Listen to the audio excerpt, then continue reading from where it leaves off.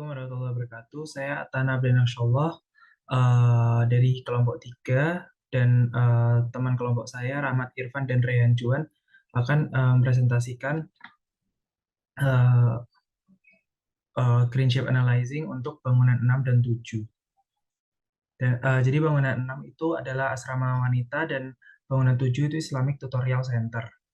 Nah, untuk KSD, untuk RTH luas konstruksi baru, pemilihan tapak berupa KLB dan luas area minimal untuk softscape sudah terpenuhi. Begitu juga dengan vegetasi lanskap pada pedestrian. Namun yang belum terpenuhi adalah fasilitas parkiran sepeda, bus stop atau shuttle bus, dan fasilitas transportasi umum lainnya, dan juga belumnya ada pengaplikasian green roof pada desain. Ini perhitungan untuk analisa minimal untuk ASD tadi yang sudah dijelaskan. Untuk fasilitas penggunaan sepeda, ada beberapa area kosong yang dapat dimanfaatkan untuk area sepeda. Karena area parkir sepeda ini hanya membutuhkan kecil ya, jadi tidak perlu besar-besar. Area yang kecil sudah dapat menampung banyak sepeda. Untuk transportasi umum juga perlu dan iklim mikro, yaitu penggunaan green roof untuk mengurangi penyerapan panas sinar matahari. Nah, untuk EEC ini sudah terpenuhi untuk OTTV beserta standar dengan standarnya. Untuk daylight pada area asrama wanita ini sudah, namun ada kurang di Islamic Center. Dan juga untuk ventilasi ACH sudah memenuhi, namun belumnya ada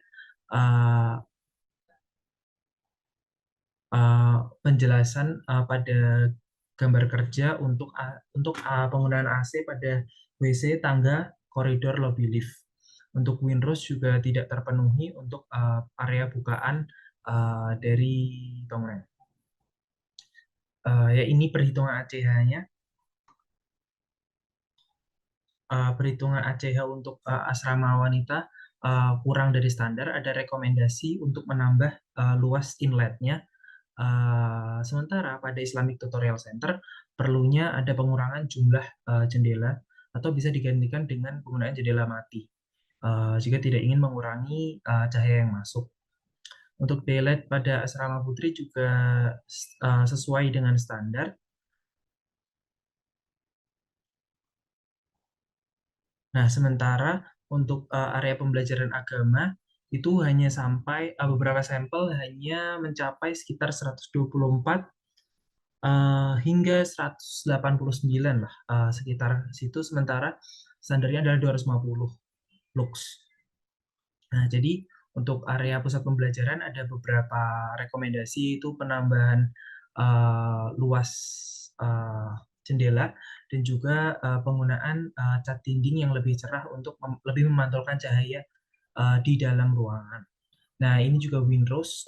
Jadi windrows itu kita bisa melihat arah mostly arah datangnya udara dari mana, dan kita dapat memprediksi dapat memasukkan udara dari mana dan udara keluar di mana.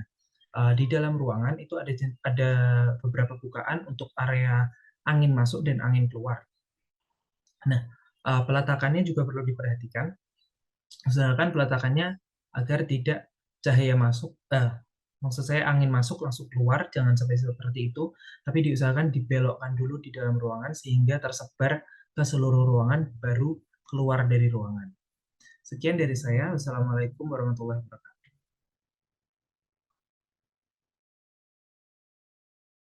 Baik, Assalamualaikum warahmatullahi wabarakatuh.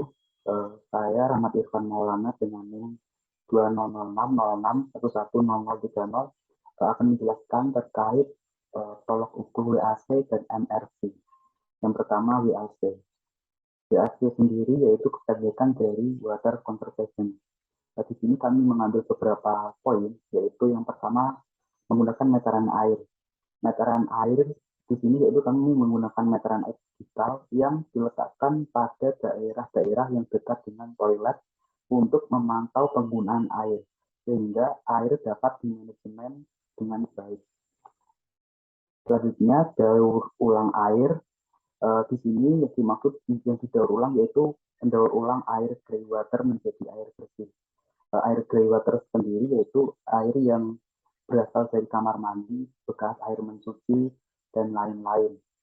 Sehingga penggunaan air pada tapak menjadi lebih efisien. Selanjutnya, membuat penampungan air hujan. Di sini kami merekomendasikan membuat penampungan air hujan di 3 titik, yaitu 2 titik di bangunan 6 dan 1 titik di bangunan 7. Selanjutnya, penggunaan fitur air. Di sini kami menggunakan fitur air berupa teknologi keran air otomatis pada bak air, sehingga jika bak air kosong akan terisi secara otomatis, dan jika bak air penuh akan menutup sendiri dengan otomatis.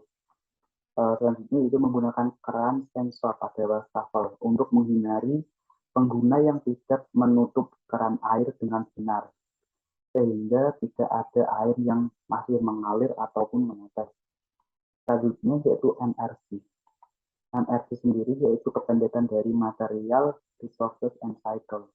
Ini kami juga mengambil beberapa poin, yaitu poin pertama, refrigeran ber-CFC dan halon sebagai apar. CFC sendiri yaitu klorofluorokarbon dan apar sendiri itu alat pemadam api ringan. Ilmuwan menemukan bahwa penggunaan bahan pendingin buatan berbahan klorofluorokarbon dapat merusak lapisan ozon bumi, yaitu penggunaan AC. Ketika terlepas ke atmosfer, freon atau CFC akan berubah menjadi karbon dioksida yang akan menambah kepadatan gas rumah kaca di atmosfer, sehingga suhu permukaan pada bumi akan meningkat. Dan juga pada penggunaan apar perlu diperhatikan juga karena jika ventilasi udara tidak baik, halon bisa menyebabkan penggunanya menjadi pingsan atau yang paling parah yaitu bisa menyebabkan kematian. Selanjutnya yaitu penggunaan kayu yang bersertifikat. Kayu yang bersertifikat memiliki sertifikat legal yang berarti terbebas dari perdagangan kayu ilegal yang berpotensi pengambilannya melalui proses eksploitasi alam. Selanjutnya yaitu menggunakan recycle material bekas.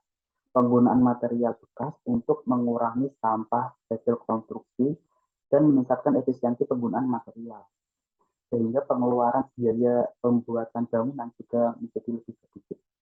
Selanjutnya penggunaan material regional. Penggunaan material regional untuk mengurangi carbon footprint yang dihasilkan dari proses pengiriman ke tapak. Jika material didapatkan dari tempat yang jauh, maka memerlukan bahan bakar yang lebih banyak sehingga akan menghasilkan polusi yang lebih besar pula dan juga biaya yang lebih membengkak.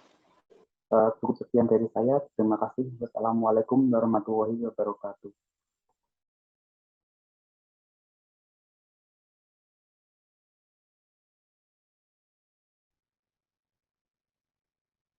Assalamualaikum warahmatullahi wabarakatuh. Saya Ranjuan Almas. Di sini saya akan menyampaikan review kampus 3 yaitu dalam sektor IHC dan BIM-nya.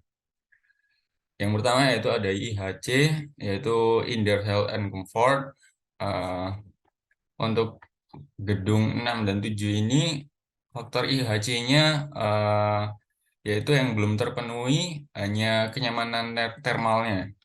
Yaitu prinsipnya suhu interior dalam ruangan berupa suhu ideal. Sedangkan di existing-nya masih banyak ruangan yang suhunya masih terlalu tinggi yang disebabkan oleh direct sunlight. Lalu saya come up with the solution yaitu menambahkan shader untuk menghindari sunlight, direct sunlight yang dapat meningkatkan suhu ruangan. Lalu ada pemilihan jenis kaca isolator panas untuk jendela dan bukaannya, serta pengaplikasian secondary skin pada fasad bangunan.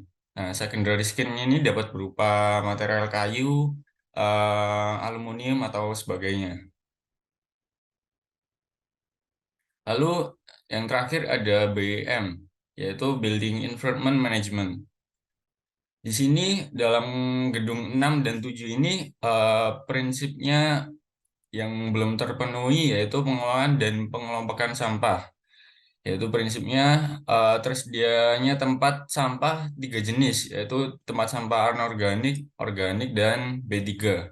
Serta terdapat pengelolaan sampah, fasilitas pengelolaan sampah. Sedangkan di S16 hanya terdapat tempat sampah campuran dan belum ada tempat pengolahan sampahnya. Sehingga solusinya yaitu pengelompokan sampah menjadi 3 macam, yaitu sampah organik, anorganik, dan B3. Serta pembangunan fasilitas pengolahan sampah di area yang minim aktivitas, yaitu contohnya di belakang gedung. Sekian dari kelompok kami. Mohon maaf apabila ada salah kata. Wassalamualaikum warahmatullahi wabarakatuh.